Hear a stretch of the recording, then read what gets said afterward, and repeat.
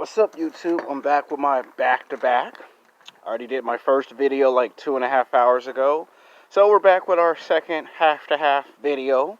Hopefully this doesn't break into two halves, which there's a 60% chance it might break into two. And this is going to be called Sex Game 15 of the Greatest Filmmakers in Hollywood.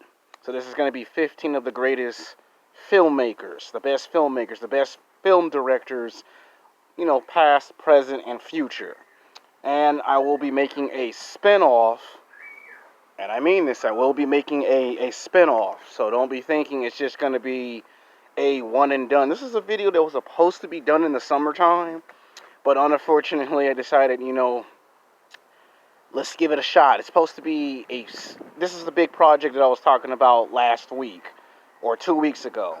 And I'm not even finished with my movie series, because I have to do the best television shows. And then I got to turn around and do another one, because I have ideas for other ones in these categories. So let's get into it, shall we? Coming in at number 15 is Jon Favreau. If you don't know who he is, all you have to do is watch Iron Man. I mean, come on. This guy broke into Hollywood in the mid-1980s, got his rise to fame and fortune in the 1990s. This guy was kicking ass, taking names, and as he became a very good seasoned actor in television and film, little by little, he started to go behind the scenes and start to do producing, directing, writing. And then the biggest movie of his career came with Robert Downey Jr. and Iron Man. That first Iron Man film, box office gold. No movie before it, or no movie since, has ever matched that level of greatness. The fact that he got to be the one to direct the first Iron Man film was very crucial to Marvel Studios. It was either make or break his directing career, his acting career.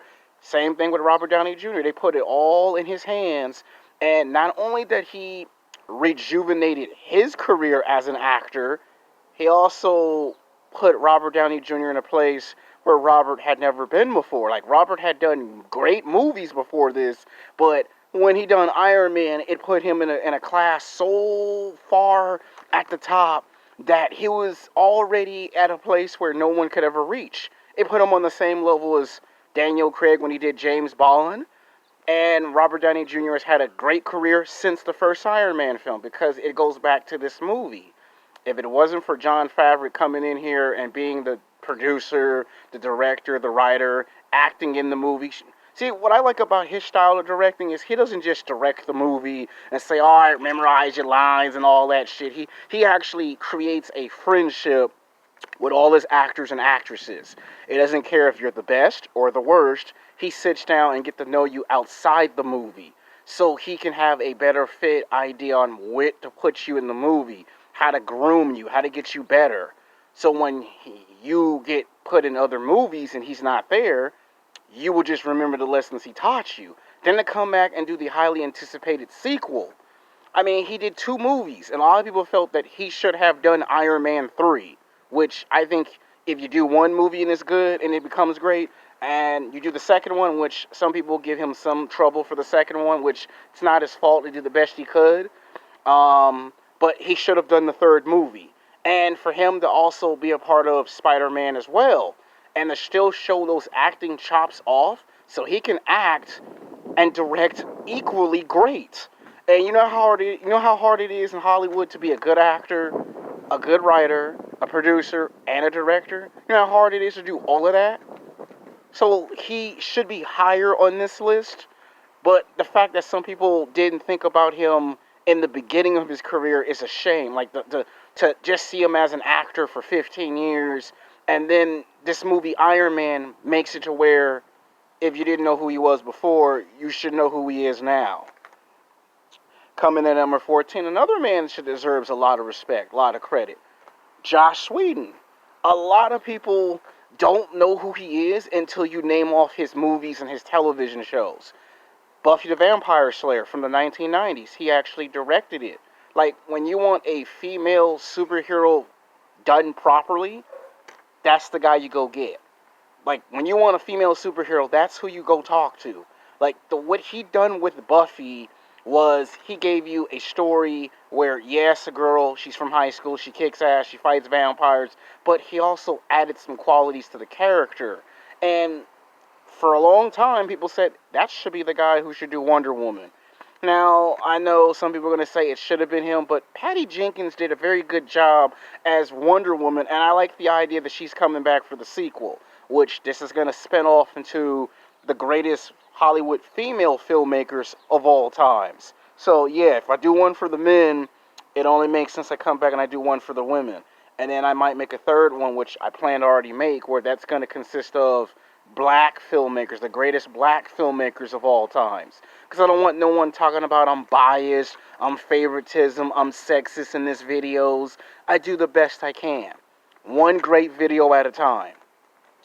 I mean, seriously, this guy did one of the greatest Hollywood superhero movies of all times, The Avengers. Now, he had done great movies and television shows way before he got the phone call and said, hey, we need you to do this. And same thing with him. This put him where he had never been before. You know, when he did the first Avengers in 2012, that movie made the most money. It was #1 at the box office for almost a month. And guess what? That movie got to come back at the movie theaters like 2 or 3 years later. When they wanted to do the anniversary of all the Marvel movies, that movie came back.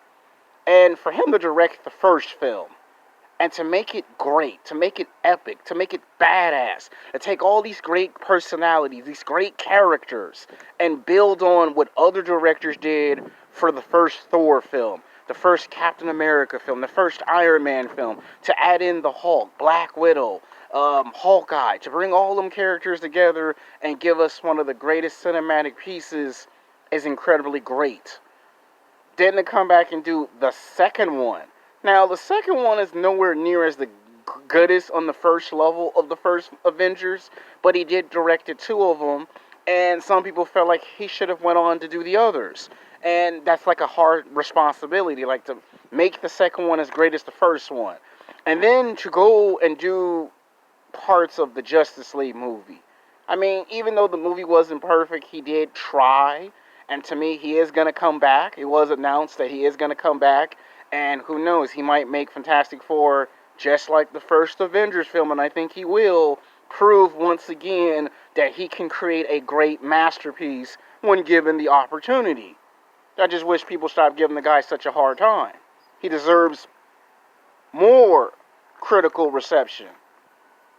Coming in at number 13 is Michael Bay. Now, I know some people just give Michael Bay a lot of hell. I have a friend that I went to film school with at Los Angeles City College, and he'd be like, Michael Bay did this to the Transform. I'm like, to me, Michael Bay is what I like to call an action genre director, okay? He takes movie pieces and he makes them entertaining.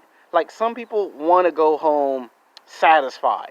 Like, if you went to work, or if you went to school, or if you went to the gym, or you had a bad day at work, or a bad day at school, or you're having trouble with the ladies, Michael Bay was the guy that when you paid your movie ticket, he was going to send you home satisfied.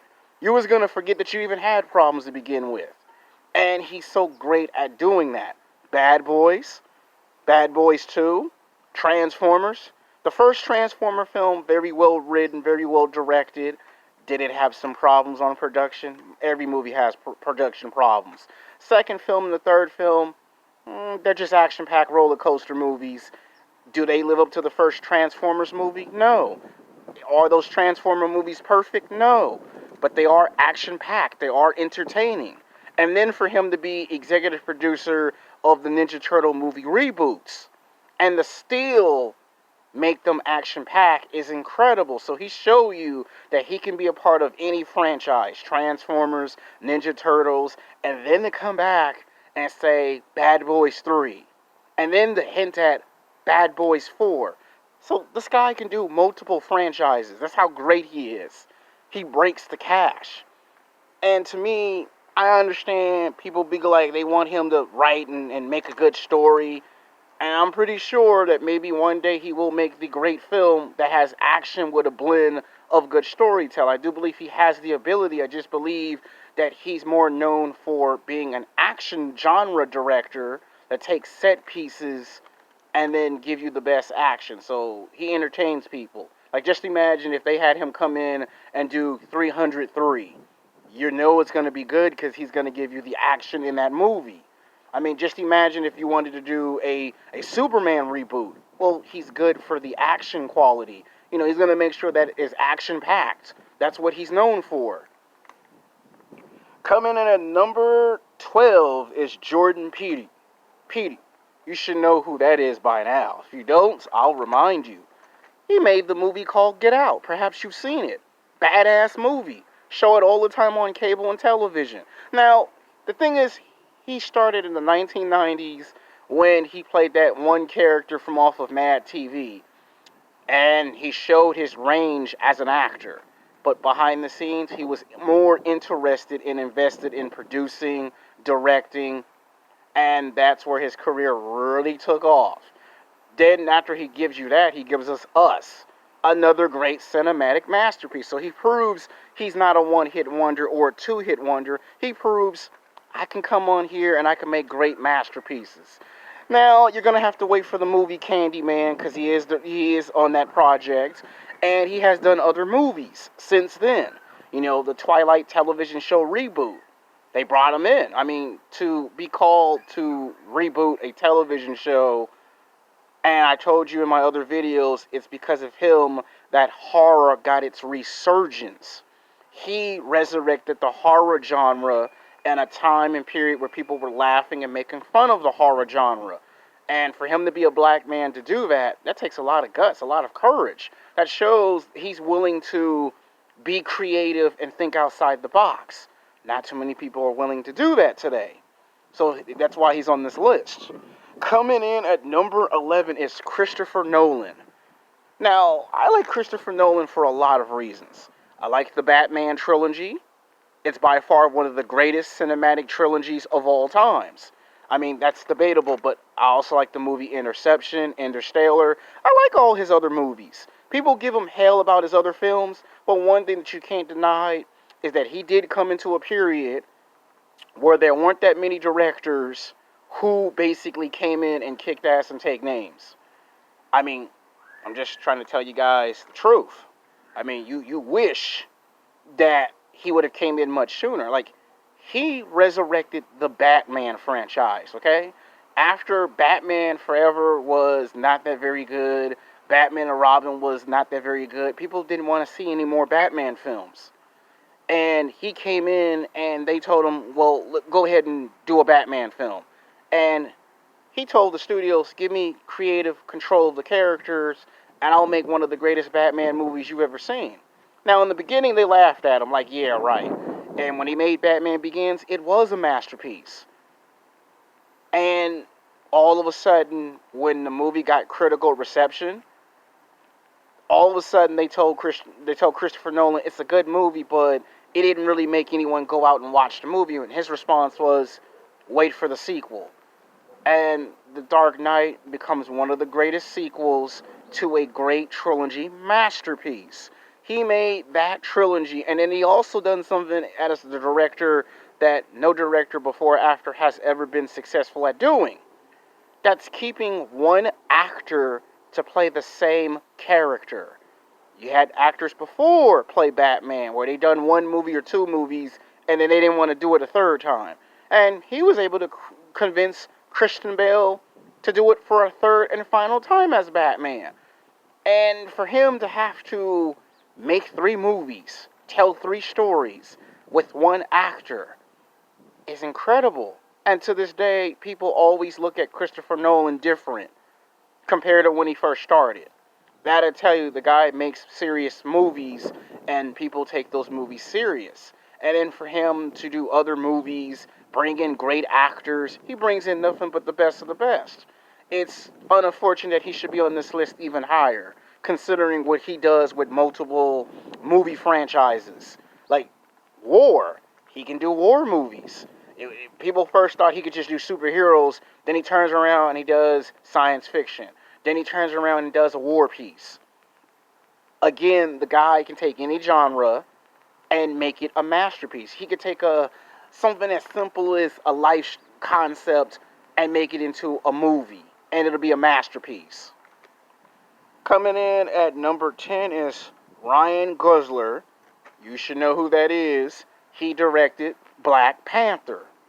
See, to come in such a short period of time, and to get the big phone call from Walt Disney and Marvel, and for them to say, hey, we want you to do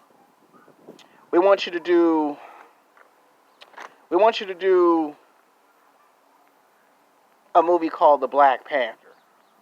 He does it, and it gets $1 billion. Most superhero movies, they make 100,000, 1,000, a million, 100 million. This made $1 billion. And the fact that he did it in such a short period of time, and then to turn around and do Creed, because he had done Creed first before being called up to do Black Panther. So both movies are going to be considered, as time goes on, as great masterpieces. And then to do the sequels to those movies, Creed 2, Black Panther 2. You know there's going to be a Black Panther 3. You know there's going to be a Creed 3 coming. So for him to work on multiple franchises with two big-name actors from both franchises is impressive. You know, he takes Michael B. Jordan and makes Michael B. Jordan into an international superstar. Like, yeah, Michael B. Jordan had done movies from before, but when he put him on the level of Black Panther and Creed, Michael B. Jordan almost got nominated for an Oscar. Because he did one movie called Creed, and he turned around and he pops up in a movie called Black Panther. Now you see Michael B. Jordan in everything. That ought to tell you how great he is. Coming in at number 9 is Spike Lee.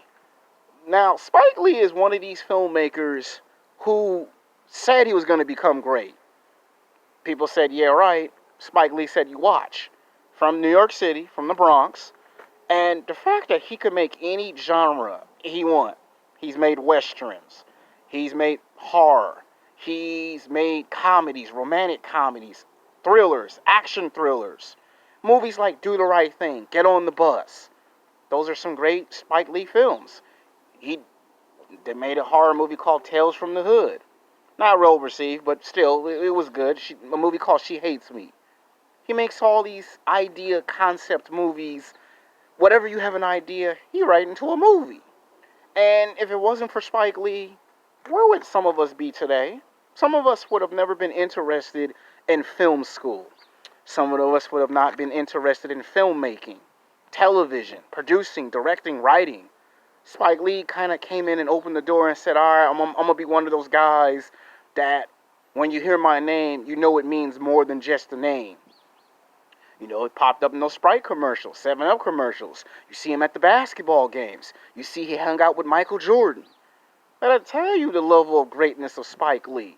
You know, Spike Lee kind of came in here and said, I'm going to be one of these greats. So when it's all said and done, you're going to know the name Spike TV. Or should I say Spike Lee? But some people want to hear, when they see Spike TV on television, they actually think of Spike Lee, the film director. You know, these are some good movies he made. Coming in at number 8 is Tyler Perry.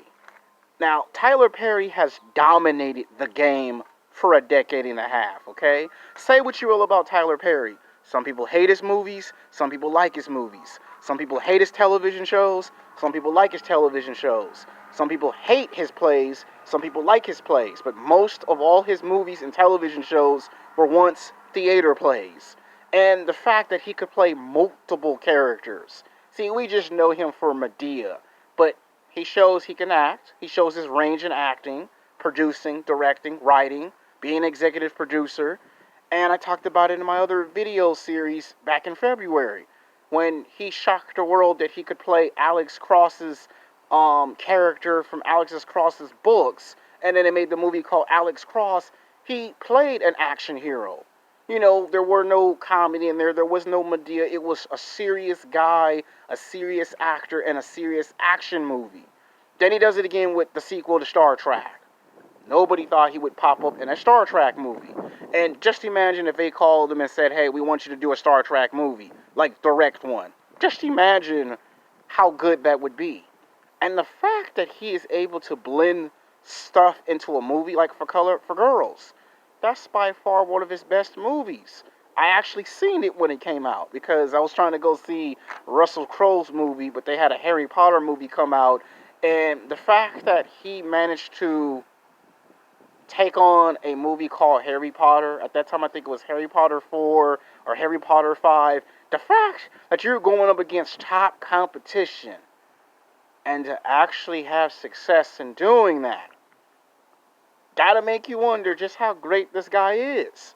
And when you go to Atlanta and you hear his reputation in Atlanta and you hear that he helps everyone get work, no one complains.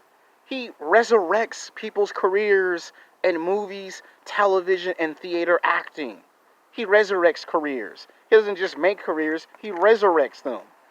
And that got to make you wonder, if you don't be careful, one day in the future I might make a part 2. He might get higher on this list. It's all how he puts his work effort into things. Better watch out. Coming in at lucky number 7 is George Lucas, the man, the legend, Star Wars. Made 6 movies, created the greatest film saga masterpiece in science fiction of all times. Gave us Luke Skywalker, gave us Darth Vader. Now this is a guy that can do it all. This is a guy that can do good storytelling, producing, directing. That's what he's good. Now his writing skills, they're not the greatest, they're not the worst. That's probably one of his flaws is writing. You might hear a lot of people say that George can direct, George can direct. But when you hear his writing, sometimes people go, it's not that good. You hear actors complain. But when George does write a masterpiece, and when he does write, sometimes he has his moments in writing.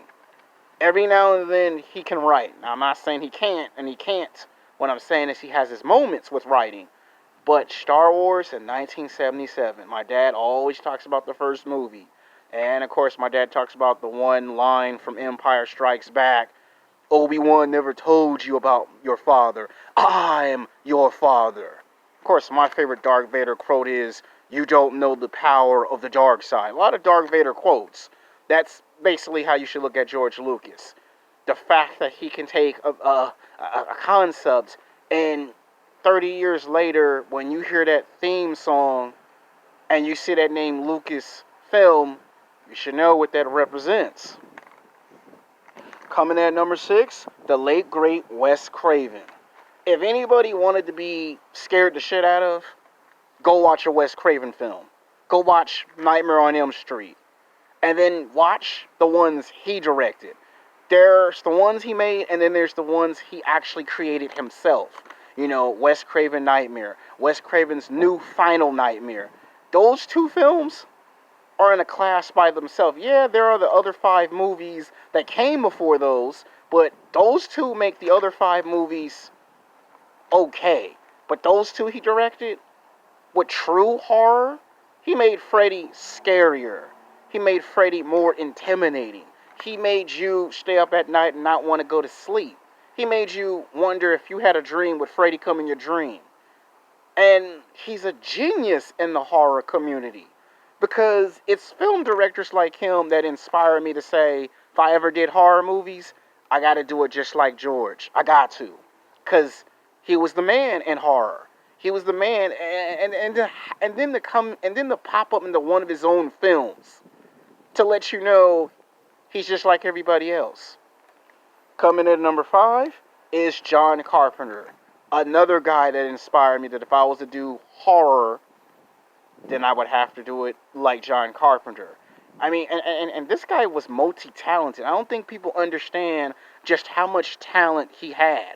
Like, he was a genre director. He could do any genre. Westerns, science fiction, horror comedy, a western comedy, you name it, he can do it.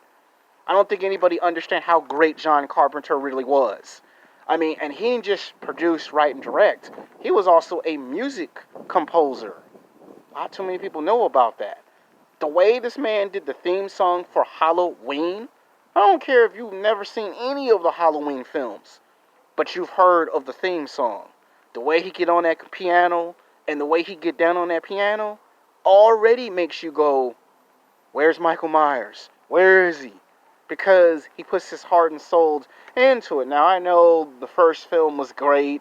The rest of those sequels weren't that good. He'll be the first to tell you that. But when he did do the project, he tried to create magic. That's all he tried to do as a filmmaker, is create magic. Coming in at number 4 is going to be a tie between... Well, actually, we're going to make number 4 number 4. It's going to be my man, Quentin Tyier. What I like about Quentin Tyier is Pulp Fiction, man. Reservoir Dogs. 2 of his greatest cinematic pieces. When Pulp Fiction first came out, people trashed the movie. People said it was a Scarface movie ripoff. It's too violent. It's too bloody. He's degrading people. And what people fail to realize is he made careers in Hollywood. He took John Travolta and made him a star again. Made him have a comeback. He took my man Samuel L. Jackson and made him become a serious actor and be taken serious. All the movies that Samuel L. Jackson played in today contributes from that success from Pulp Fiction. He made Samuel L. Jackson look so good in that movie. To this day, people always imitate the quotes that Samuel L. Jackson say from Pulp Fiction. The idea that he took the Bible and the concepts and let him say, I'll strike you down with furious anger and hate, and you'll know my name is the Lord. To just have a bad guy in a movie like Samuel Jackson's character say that in the movie made people go, Quentin Tyier has got guts to not follow the guidelines. Because at that time they wanted it to be PG-13. He fought the studios and said, no, I want it to be rated R. We want the movie to be a half an hour. No one wanted to make the movie 2 hours. They went back and forth, back and forth. And those are just 2 movies. And then years later, he gives us Bill Kill Volume 1 and 2. And to think outside the box. And then to team up with Robert Rooriguez and do a double feature. And he proves that he can do genre pieces and make them masterpieces. Then to team up again with Robert Rooriguez after that, or way before that movie, and do a movie called Dusk Till Dawn. He showed he can act. And then he showed that he can play genres. So the guy can act, write, and direct. Coming in at number 3, and this is a tie, people, Steven Spielberg and Peter Jackson. Steven Spielberg, you know why I like Steven Spielberg? E.T., Jurassic Park, Jaws. Those are the only 3 movies I need to see. And in those war pieces, man, those war pieces like Saving Private Ryan is the stuff of legends. People thought Jaws and Jurassic Park and E.T. was as far as he could go. And then he pushes harder and he does a movie called Saving Private Ryan. Teams up with Tom Cruise, does a movie called Minority Report. Movie should have got a sequel. He shows his range as a director. And as old as Steven Spielberg is, the guy doesn't seem to slow down at his age. He don't let anything stop him. Turn around, go to school, become a video game programmer. And the idea that he's interested in doing a movie called Halo has got to make you wonder just how great the guy is. It seems like the older he gets, the better he gets with his directing. Most of the time, it's the younger you are, the better you are with your directing. With this guy, the older you get, the better he gets. It's like there's no slowing down with this guy. It's like every time you turn around, it's another war epic. It's him directing it. War Horse? Come on now. It seems like he just keeps generating masterpieces. And Peter Jackson. What can I say? Because they're both tied. Peter Jackson creates one of the best movie trilogy masterpieces I've ever seen. Read the books as a kid. When he turns them into a movie, they're just like the way I read them. Lord of Rings. That first film, great. Second film, better than the first. The third film, just as great as the first 2. Now, say what you will about the Hobbits, but he makes those films great. And just imagine if Peter Jackson was to come in and do a Marvel movie or a DC movie. It seems like that might be up his alley. I wouldn't be surprised if Marvel picked up the phone one day and say, yo, Peter Jackson, we need you. Don't be surprised if it actually happens in the future. Alright, coming in at number 2 is Antoine Fuqua. Now, that's an African-American film director. This man has done something in Hollywood that only a few can do. do any movie he wants and make these movies gross 100 million, a million, close to almost a billion, and then be the man to give Denzel Washington his Oscar, and to turn around and do an action-packed movie, The Equalizer 1 and 2, and have Denzel do something in his acting career that most actors don't do. That's do 2 movies for one director. Because Denzel had a rule in Hollywood. He only plays one character one time.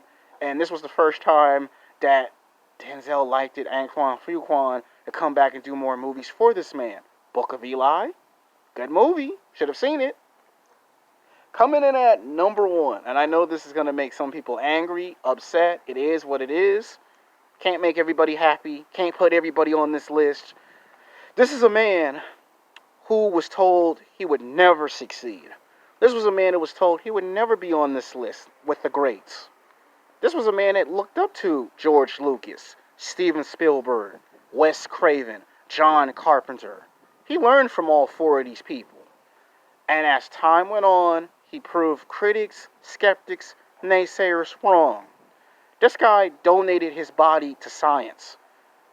Do you know that the average person would never do that? Donate their body to science for money? When he didn't have no money at 2 jobs to do these movies, he donated his body to science and got the money to do these films. And fast forward 25 years later, this guy got his own film production company. The guy has his own cable network. Perhaps you've heard of it. And the guy pops up in his movies every now and then. And this guy has proven, without a shadow of a doubt, you don't need to follow the blueprints to always be successful. You can create your own blueprints and become successful. And be taken serious doing it. Robert Rooriguez. No one in the history before has ever come into an industry and says, I'm going to dominate film. I'm going to dominate television. I'm going to produce, write, direct. I'm going to do it all. I'm going to execute it all. And I don't care who likes it or who doesn't like it. And then get my own cable company, my own cable channel, put it on cable, the El Rey network. And he does movies like Machete 2. You know, he does a movie called El Machis, where it all started for this man. And then to turn around and make sequels of that. Desperado, Once Upon a Time in Mexico. These are some of his biggest smash hits. And when you go to the Latino Film Festival, his name is high on the list. Between him and Quentin Tarantino, you have a hard time asking yourself, who is the number 1 greatest of all times? Both produce, both write, both direct, both star in their own movies, both kick ass and take names, both have proved people wrong. But only one has managed their own cable network. You know how hard it is to take your money and finance and put it onto a cable channel and then create more money by doing that? And the fact that he does it with